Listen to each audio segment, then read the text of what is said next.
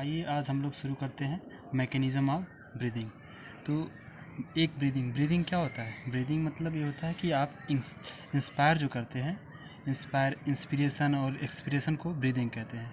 Inspiration और मतलब air अंदर लिए और बाहर की, इसको हम ब्रीदिंग कहते हैं। और 1 मिनट में आप जो एयर अंदर और बाहर लेते हैं वो स्टेप कितनी बार चलता है? नॉर्मल पर्सन में होता है आपका 12 से 16 टाइम पर मिनट, मतलब 12 से 16 बार आप 1 मिनट में ब्रीदिंग करते हैं, ठीक ना। अब आइए आ जाते हैं इंस्पायरेशन हो गया और इंस्पायरेशन में क्या होता है, आपकी जो एटमॉस्फेरिक एयर है वो अंदर हमारे लंग्स में आती है, और एक्सपायरेशन में क्या होता है, आपकी लंग्स की जो एयर है वो बाहर एटमॉस्फेयर में आती है। तो ये किस पे डिपेंड करता है? ये डिपेंड करता है आपका प्रेशर ग्रेडियंट पे। और ये आप लोग तो जानते ही हैं, प्रेशर जो होता है हाई प्रेशर से लो प्रेशर की तरफ एयर जाता है। एयर का मूवमेंट क्या होता है? हाई प्रेशर से लो प्रेशर की तरफ होता है। तो ये मेनली प्रेशर ग्रेडियंट पे डिपेंड करता है, और जो ये लंग्स और एटमॉस्फेरिक प्रेशर होता है उसके ग्रेडियंट पे निर्भर करता है। तो आइए हम देखते हैं इंस्पायरेशन कैसे होता है। इंस्पायरेशन का मैकेनिज्म समझते हैं पहले। इंस्पायरेशन में क्या होता है, डायफ्राम, ये डायफ्राम है आपकी, ठीक ना। डायफ्राम डोम शेप की होती है, ठीक ना।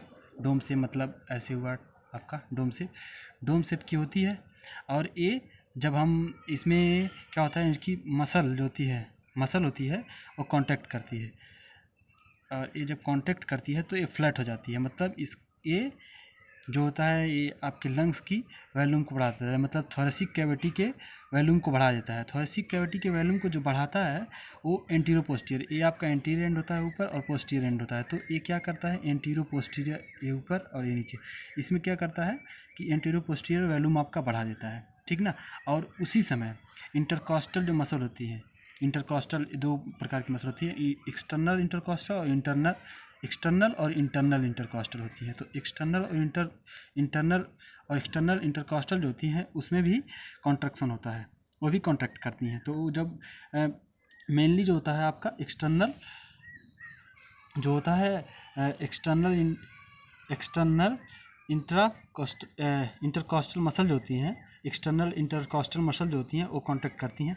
तो आपका क्या होता है, जो आप इस समय जब लेक्चर हमारा देख रहे हैं तो आप अपने सीने पे अपने चेस्ट पे अपना हाथ रखेंगे तो उसमें देखेंगे कि आपका चेस्ट अप और डाउन हो रहा है। तो जो अप होता है लेफ्ट अप, जो रिब्स आपकी ऊपर होती हैं वो उसमें इंटरकॉस्टल मसल्स में जो होती है कॉन्ट्रैक्शन होता है, जिसके कारण आपका वॉल्यूम बढ़ जाता है, ठीक ना। थोरेसिक कैविटी का वॉल्यूम बढ़ जाता है। तो ये जो इंटरकॉस्टल मसल्स हैं वो जब आपका डॉर्सोवेंट्रल ये चीज़ मोस्ट इंपॉर्टेंट है आपकी डॉर्सोवेंट्रल एक्सिस में, और ये जो है आपकी एंटीरो पोस्टीरियर एक्सिस में, ये दोनों वॉल्यूम बढ़ाते हैं, जिसके कारण आपका ये थोरेसिक कैविटी का वॉल्यूम बढ़ा।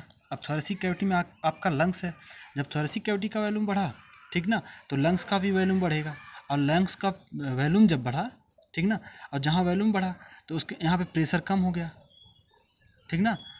क्या हुआ, यहाँ पे आपका जो होता है वॉल्यूम बढ़ा तो लंग्स में प्रेशर कम हो गया। तो यहाँ पे प्रेशर कम है, और मतलब ये उसके रिस्पेक्ट में लेते हैं एटमॉस्फेरिक मतलब प्रेशर के। तो एटमॉस्फेयर में प्रेशर ज़्यादा है तो क्या होगा, ये एयर अंदर आने लगेगी, बाहर से एटमॉस्फेरिक एयर जो है वो अंदर आने लगेगी, ठीक ना। और इसी पूरे स्टेप को इंस्पिरेशन कहते हैं, ठीक ना।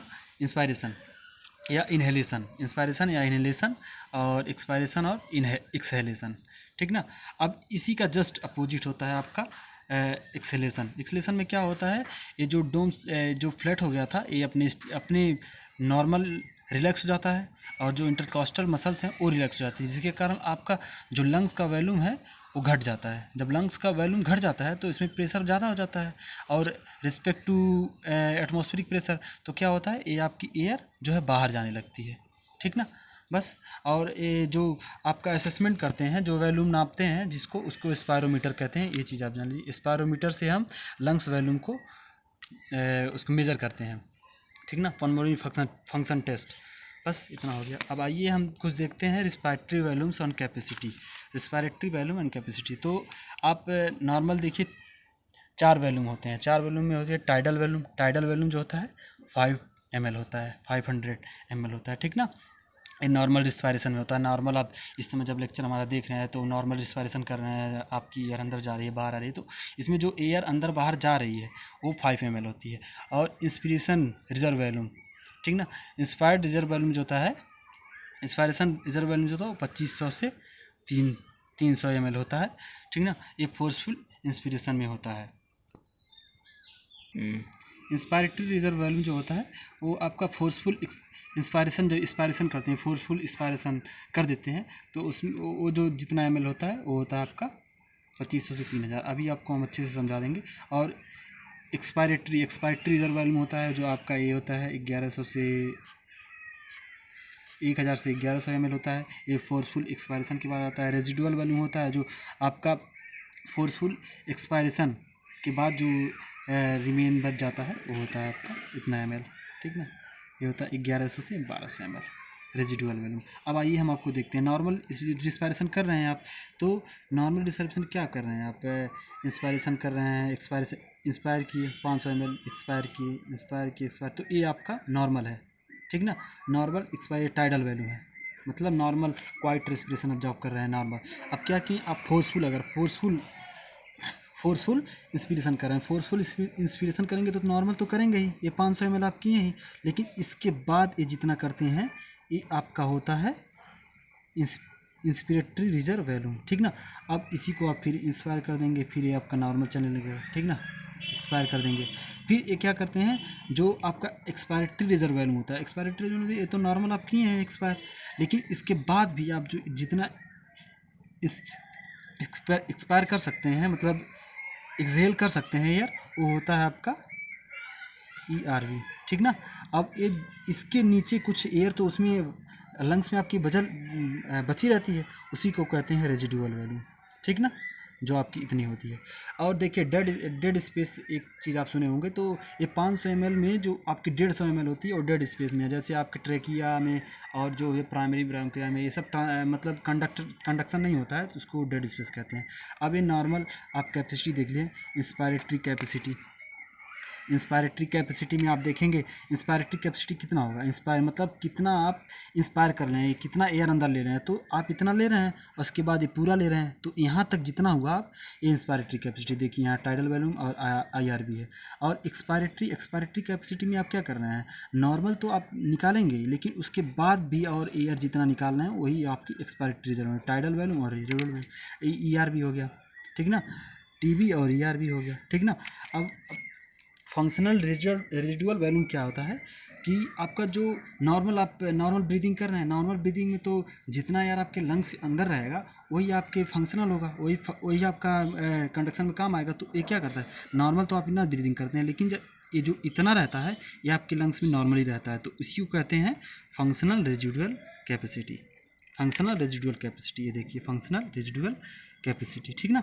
अब वाइटल कैपेसिटी में क्या होता है आपका कि आप फोर्सफुल इंस्पायर किए और फोर्सफुल एक्सपायर कर दिए, जितना एयर फोर्सफुल इंस्पायर किए और एक्सपायर कर दिए उसी को कहते हैं वाइटल कैपेसिटी देखिए, TB नॉर्मल हो गया, IRV एक्सपायर, यही होता है आपका टाइडल। अब लंग्स कैपेसिटी हो गया, लंग्स कैपेसिटी आपकी टोटल हो गई, क्योंकि आप टोटल ये चीज़ कर सकते हैं, तो ये हो गया आपका lungs capacity, total lungs capacity, ये हो गया टोटल लंग्स कैपेसिटी, बस।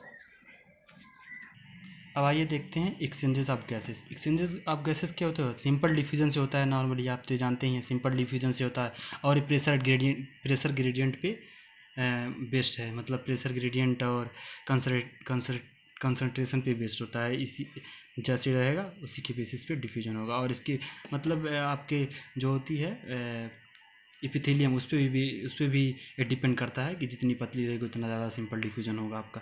और देखिए सॉल्युबिलिटी जो होती है, CO2 की सॉल्युबिलिटी जो होती है 20 से 25 टाइम हायर होती है O2 से आपकी, ये चीज़ आप देख लीजिएगा, इंपॉर्टेंट है, ठीक ना। अब आइए देखते हैं एल्विलाई में क्या होता है, स्क्वैमस एपिथेलियम होती है एल्विलाई की स्क्वैमस एपिथेलियम होती है, और उसका बेसमेंट मेम्ब्रेन होता है, ठीक ना, एल्विलाई में। अब एल्विलाई से आ जाते हैं, अब बेसल सबस्टांसेस होते हैं, वेसल सबस्टांसेस जो होते हैं, इन दोनों को मतलब एल्वेलाई को और ब्लड वेसल्स को दोनों को चिपका के रखते हैं। और ब्लड वेसल्स में एंडोथीलियल ब्लड कैपिलरी एंडोथीलियम होती है, ठीक ना, एंडोथीलियम होती है। और फिर हाँ एज होती है, और इसका थिकनेस जो होता है मिलीमीटर में होता है, ठीक ना, इसकी थिकनेस जो होती है मिलीमीटर में होती है।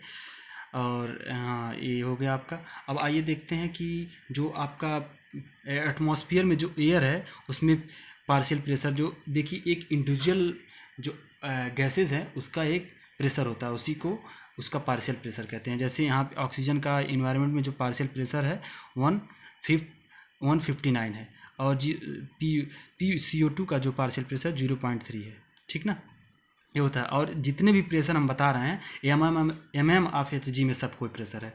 अब एल्बिलाई लेवल पे क्या होता है, एल्बिलाई में आपकी जो होती है वो आ जाते हैं, तो वहाँ पे जितना ऑक्सीजन का पार्शियल प्रेशर होता है वो 140 होता है, और PCO2 का होता है 40। अब आते हैं आप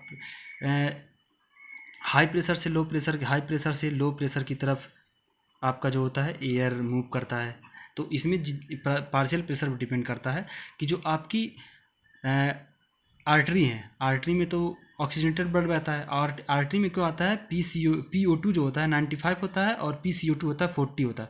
तो यहाँ पे ऑक्सीजन का प्रेशर ग्रेडियंट ज़्यादा है और PCO2 का कम है, तो टिश्यू लेवल पे एक्सचेंज होता है। जब टिश्यू लेवल पे एक्सचेंज हो जाता है तो इसका ऑक्सीजन का पार्शियल प्रेशर जो होता है वो 40 हो जाता है, और CO2 का पार्शियल प्रेशर जो होता है 45 हो जाता है। तो फिर जाते हैं लंग्स में जाते हैं, फिर वहाँ पे फिर एक्सचेंज चलता है, मतलब प्रेशर ग्रेडियंट पे एक्सचेंज होता रहता है। यहाँ पे आप ये चीज़ पूरा याद कर लीजिएगा।